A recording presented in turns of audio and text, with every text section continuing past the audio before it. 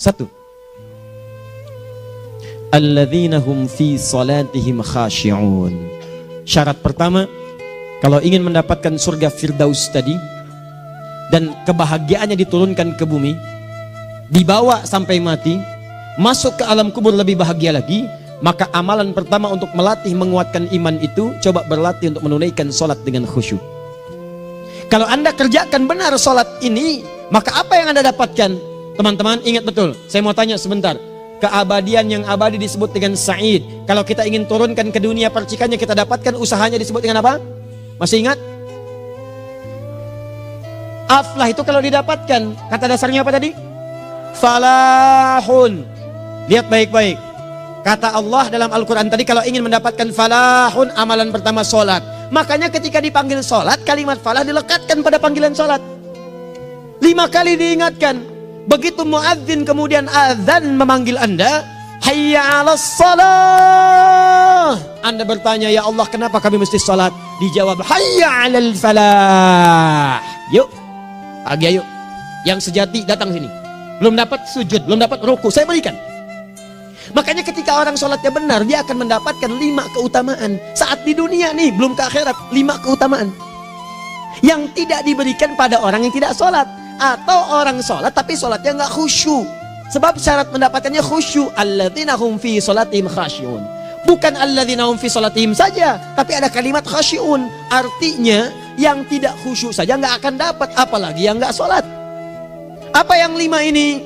Lihat baik-baik. 1, orang yang sholatnya benar, pertama kali sebelum mendapatkan kebahagiaan hakiki dari Allah Subhanahu wa Ta'ala, akan dirubah dulu perilaku hidupnya menjadi perilaku yang lebih baik. Kalau orang itu sholatnya benar, maka sholat itu akan melatih dia untuk berubah, bertransformasi jadi orang baik. Itu ada di Quran surah ke-29 ayat ke-45.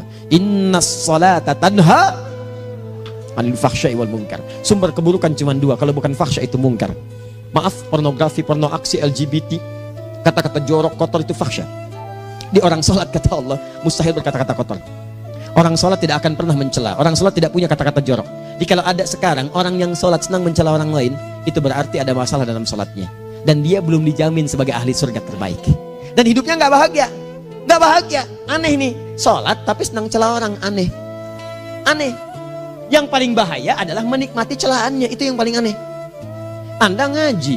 Anda ikut taklim. Taklimnya sesuai Quran. Taklimnya petunjuk sunnah. Anda sholat, Anda puasa. Tapi Anda masih senang mencela orang lain. Dan menikmati celahan itu. Kalau nggak mencela, kayaknya nggak komplit kehidupan.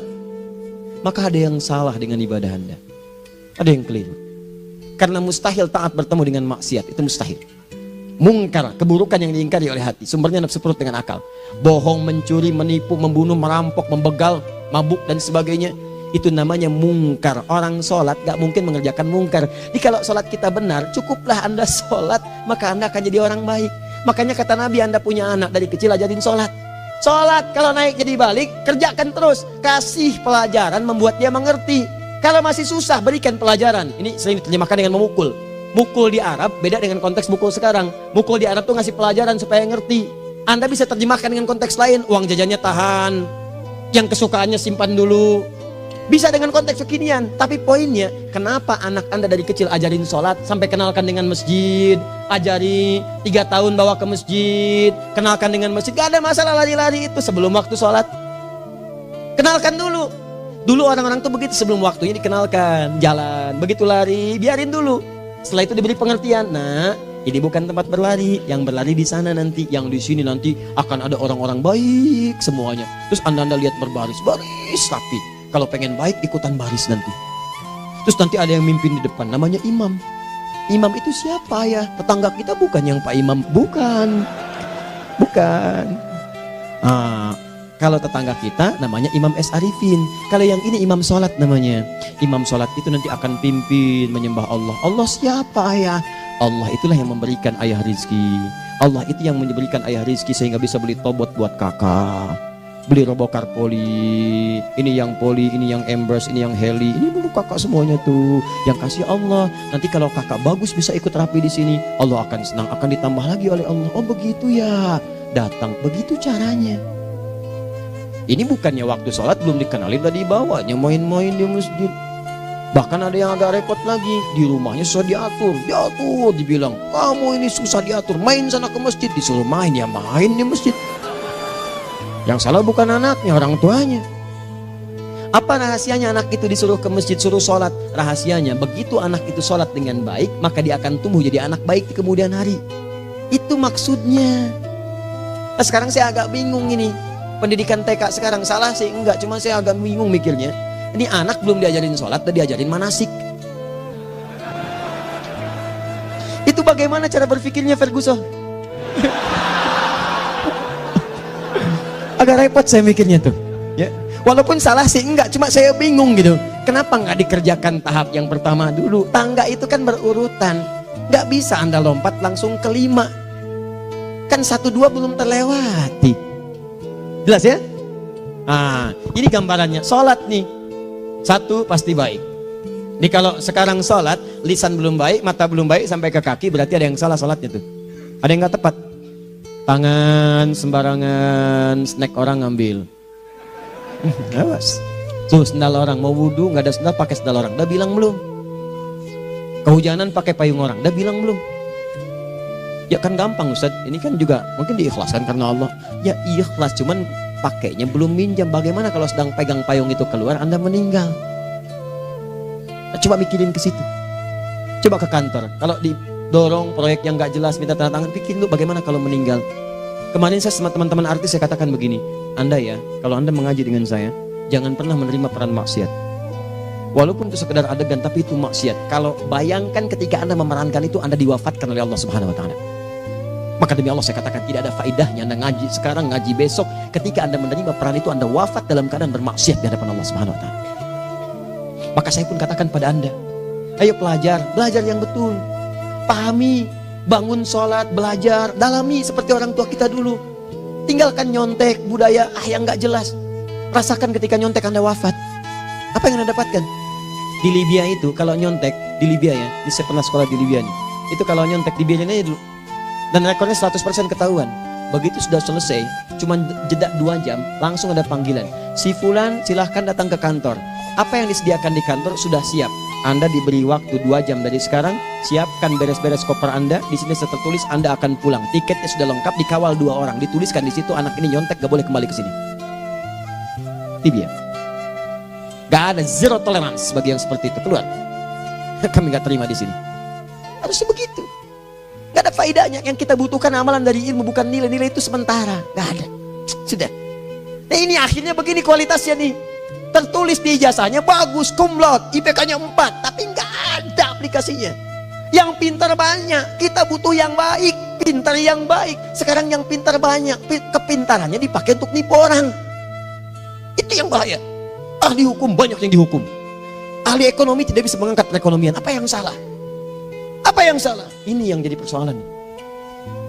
Tapi dasar manusia, begitu di sidang mulai pakai peci, pakai baju koko, pakai tasbih, dan pakai kerudung. Luar biasa. Nih 2. Orang kalau sholatnya benar, Allah akan berikan ketenangan dalam jiwanya. Tenang hati. Jangankan musibah kecil, musibah paling besar pun tenang aja dia. Tenang, dia paham rumusnya. Allahu Akbar. Turun Quran surah ke-13 ayat ke-28. Ala bidzikrillahi tatmainnul. Yakinkan pada dirimu, zikir kepada Allah membuat hati tenang. Di antara turunan zikir amalannya adalah sholat. Dari mana taunya? Quran surah ke-20 ayat ke-14.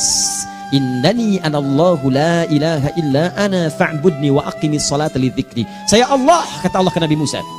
Tidak ada Tuhan selain saya, sembah saya. Bagaimana menyembahmu ya Allah? Tunaikan salat sebagai zikir kepada saya, zikir. Nah, maka kalau Anda sedang tidak tenang, ayo ke masjid. Banyak zikir itu, baca Quran zikir. Quran surah 15 ayat 9. Inna nahnu nazzalna dzikra. Kami turunkan Al-Quran sebagai zikir. Jadi kalau Anda sedang baca Al-Quran, Anda sedang berzikir. Ibu kalau sedang gak tenang, Bu, gelisah, gak enak, gak usah mengeluh, apalagi bikin status gak karuan. Ibu wudhu, ambil mushaf baca. Begitu sedang baca ada ketenangan dalam jiwa. Berdoa, zikir. Kalau sedang gak tenang, besok ada proyek, doa dulu. Doa itu memberikan ketenangan. Makanya doa disebut dengan zikir. Quran surah ke-7 ayat 205. Wadhkur rabbaka fi nafsika tadarruan wa khifatan wa dunal jahri minal qaul. Ayo berzikir, minta kepada Allah dengan segenap jiwamu, mohon dengan penuh ketawaduan. nanti ketenangan diberikan. Menghafal Quran, baca itu zikir. Quran surah ke-54 ayat 17, 22, 32, 40. Walaqad yassarnal Qur'ana lidzikri fahal min muddakir. Menyebut nama Allah, Al-Asmaul Husna itu zikir. Sedang ada persoalan, ya Allah, ya Allah, ya Allah, ya Rahman, ya Rahim, ya Malik, ya Qudus, ya Allah, ya Allah, ya Allah, ya Allah. Zikir. Dalilnya Quran surah kedua ayat 152. Fadhkuruni azkurkum. Sebut namaku, zikir. Apapun akan mengingatmu. Gimana menyebutnya? Ditafsir di Quran surah 17. Ayat keberapa? 110. Qulid Allah awid Rahman ayyamma tad'u falahul asmaul husna. Sebut nama Allah. Itu menenteramkan pada jiwa. Sedangkan sholat gabungan dari semua zikir tadi. Bukankah dalam sholat Anda baca Al-Quran? Bukankah dalam sholat Anda menghafal Al-Quran? Bukankah dalam sholat Anda berdoa? Bukankah dalam sholat Anda istighfar? Anda mohon digabungkan semua itu. Amalan sholat menggabungkan semua jenis zikir. Masa Anda nggak tenang juga? Makanya sholat, jangankan sholat ya, tempat sholat itu yang menenangkan. Tempat sholat, tempat paling tenang di muka bumi. Kalau nggak percaya silahkan ya, Anda sebelum masuk ke Istiqomah ini, begitu Anda masuk kan perasaannya beda kan? Lain. Silahkan cek, kalau cari ketenangan datang ke masjid. Masuk, wudhu masuk, sholat 2 rakaat, tenang. Dekat kipas angin, saking tenangnya, plek ngantuk tidur. Beneran. Enak. Makanya saat Ramadan kalau orang pengen cari ketenangan, lihat. Di perusahaan-perusahaan penuh tuh musola, pada tidur. Ya, mengamalkan hadis palsu. Ya, dia musoim ibadah, tidurnya orang puasa ibadah, hadis palsu. Nah, itu teman-teman. Itu gambarannya tiga. Orang yang salatnya khusyuk benar, itu dijamin langsung oleh Allah Subhanahu wa taala akan dimudahkan semua urusan hidupnya termasuk rezekinya. Ini yang saya katakan. Jadi saya katakan tadi, di akhirat ini, di surga, rezeki tinggal ngambil. Anda kalau benar sholatnya, itu langsung dijanjikan oleh Allah. Rezeki itu nggak perlu Anda banyak pikirkan. Ikhtiar sedikit, datang. Bahkan dari sisi yang tidak Anda duga. Apa dalilnya? Quran surah ke-65 ayat 2 dan 3. Ditafsir di Al-Baqarah ayat 2 dan 3. Wa may yattaqillaha yaj'al lahu makhraja. Ada orang yang meningkatkan takwanya kepada Allah, kami mudahkan urusan hidupnya. Setiap persoalannya diberikan jalan keluar, mudah. Solusi. Setiap ada problematika, ada solusi. Wa yarzuqhu min haitsu la yahtasib. Dan kalau dia ingin mendapatkan rezeki, bahkan kami kirimkan dari sisi yang tidak dia duga. Orang lain capek ini datang lagi, tawaran proyek datang lagi. Utsman tuh Masya Allah kayanya banyak, tapi yang paling dirindukan bukan saat mendapatkan peningkatan omsetnya, yaitu saat dia mendapatkan waktu khusus dengan Allah untuk sholat malam hari, sampai-sampainya sempat sholat tahajud sampai khatam Al-Quran.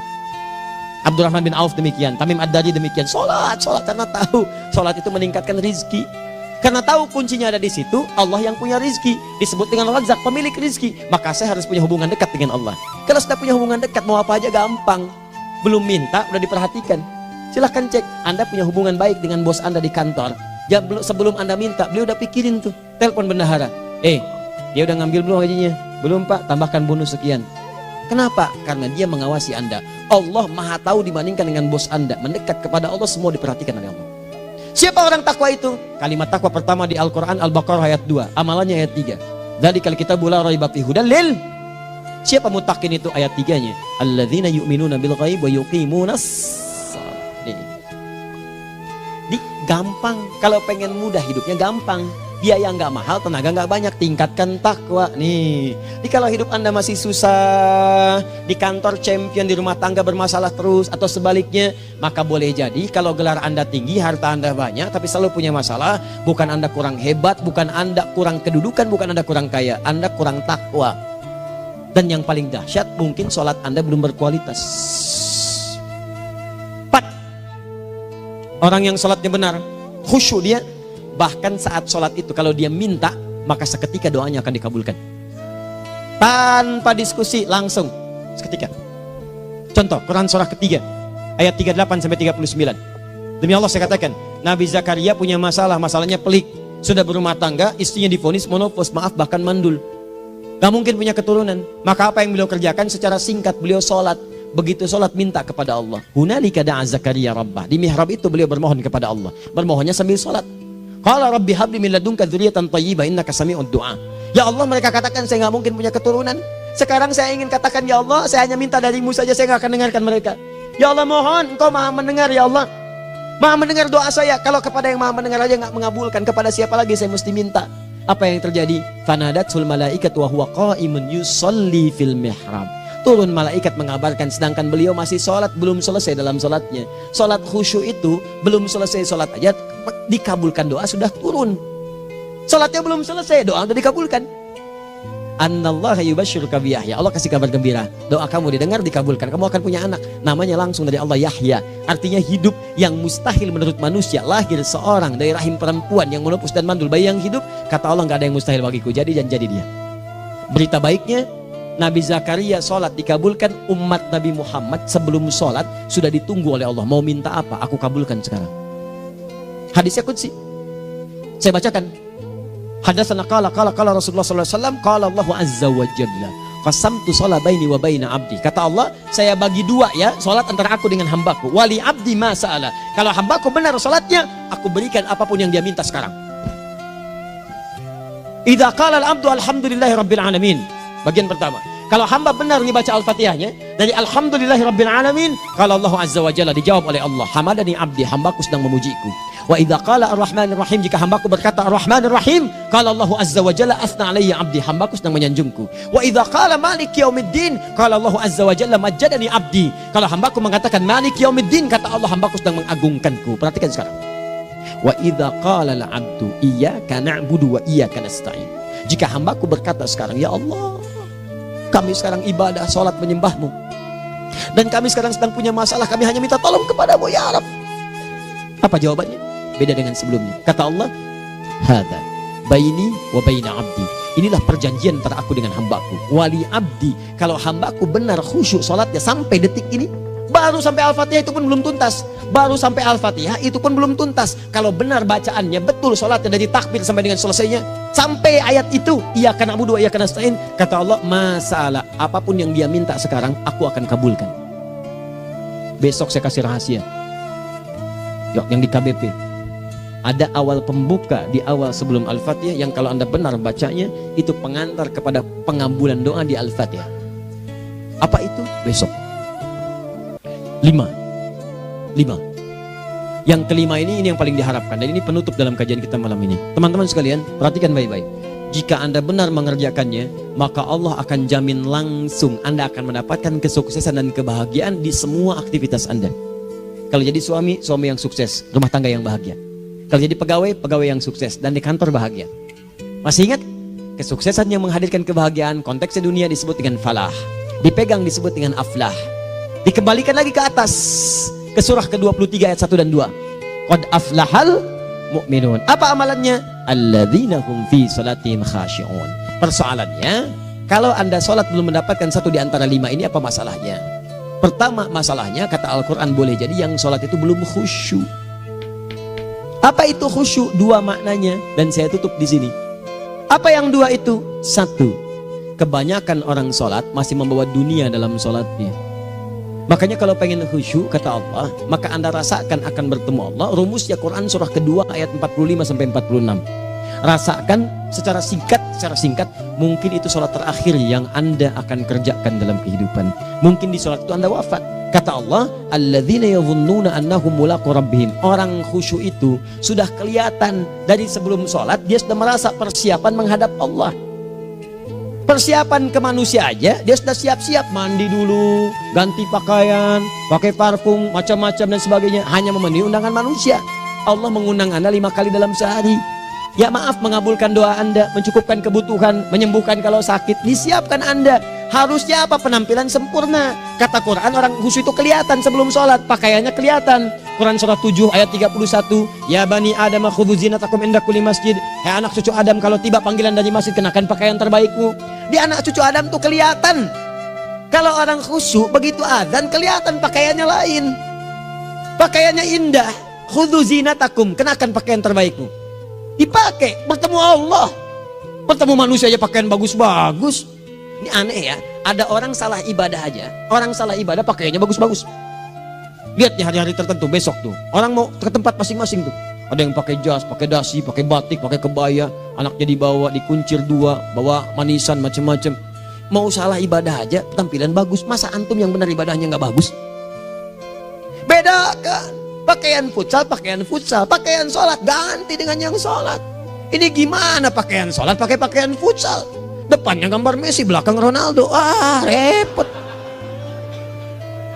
Malaikatnya juga bilang, kamu salah baju, harusnya Luka Modric.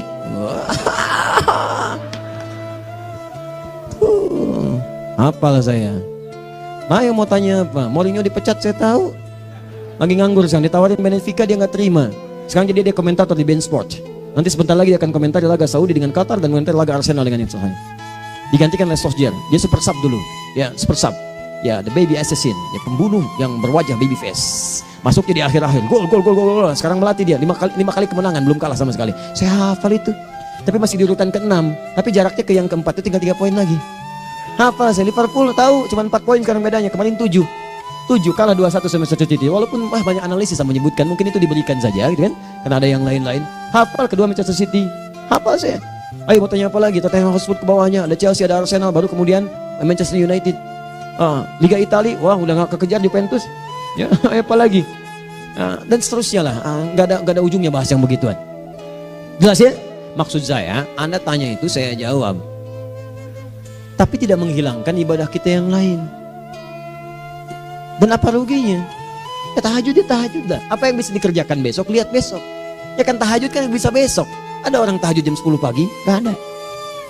Lebih baik Anda kerjakan malam tahajud. Yang tidak bisa dilihat malam, bisa dilihat besok.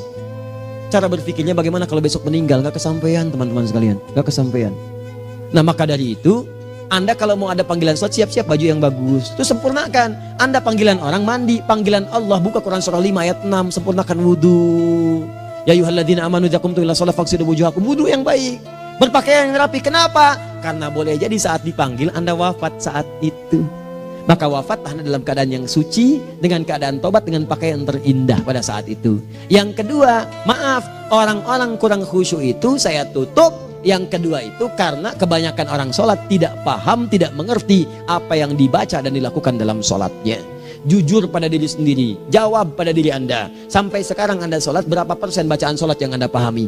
Jangan-jangan selama ini Anda sholat ribuan kali sujud, ribuan kali ruku. Gak ada yang paham yang dibaca. Sekian persen yang paham, bagaimana sholat Anda bisa khusyuk? Pekerjaan Anda dipahami, urusan akhirat Anda gak dipahami. Di mana cara berpikirnya? Aku yang bagaimana atau engkau yang harus bagaimana? Ya, coba berubah. Nah ini baru satu amalan, belum yang lainnya. Ada 5 amalan lagi yang kalau kita bisa turunkan itu, selain sholat yang khusyuk, maka jaminan tadi akan datang. Baru sholat khusyuk aja 5 datang, apalagi ditambah dengan 5 amalan lainnya lagi. Demi Allah saya katakan, dunia kecil sekali, gak ada nilainya. Akhirat aja enak, nikmat. Saya ketemu Ustaz Arifin beberapa waktu lalu, dan kita doakan semoga Allah berikan kesembuhan, kesehatan. Saya datang, biasa kita adamin berdoa, duduk. Bang istirahat, bang butuh istirahat, umat udah nunggu. Dah gak usah mikir yang lain, karena beliau cerita masjid, cerita zikro, cerita mana. Ya insya Allah, nitipin ini, nitipin itu dan seterusnya. Dan yang paling indah adalah, bang kita saling panggil weekend. Nikmat, gak ada yang senikmat ini. Zikir, Allah, doa. Nah bayangkan sakit tapi masih nikmat gitu. Nikmat. Iya bang, saya paham. Istirahat dulu. Banyakkan nanti orang jengkuk. Saya pamit dulu ya, supaya bisa istirahat, supaya tenang. Lama kita pegangan tangan, ngobrol, saling mendoakan. Itu nikmat. Dan cara berpikirnya kalau sudah pakai iman, semua nikmat. Ada uang nikmat, gak ada uang nikmat, sakit nikmat. Karena cara berpikirnya lain. Nanti kita bertemu lagi, saya terangkan pada Anda. Dan saya contohkan satu kisah. Bahkan ketika ada orang yang diuji Allah dengan ujian yang sangat luar biasa, yang menurut sementara orang itu ujian sangat luar biasa menggetarkan jiwanya dan susah untuk bertahan, tapi orang ini nikmat saja menjalaninya. Nikmat. Ada yang di rumah tangga, ada yang di macam-macam. Contohnya banyak. Satu contoh saya berikan di malam ini. Sekali suami istri, wah luar biasa. Istrinya itu cerewetnya Pak, bukan cuma cerewet, ngeselin bagi suaminya. Maaf Bu ya, bukan ibu maksudnya. Jadi semua yang dikerjakan suami salah. Pengen mangga, ayah kalau kita sekarang dibeli mangga. Kenapa mangga yang ini? Saya pengennya mangga yang lain. Belikan mangga. Kenapa beli mangga aja? Jeruknya mana? Jeruk. Semua. Pokoknya semua yang kerjakan suami salah. Tapi suami tidak pernah mengeluh. Ini kerjakan, itu kerjakan. Satu kali, perhatikan cara memandangnya. Ketika iman sudah masuk ke dalam jiwa.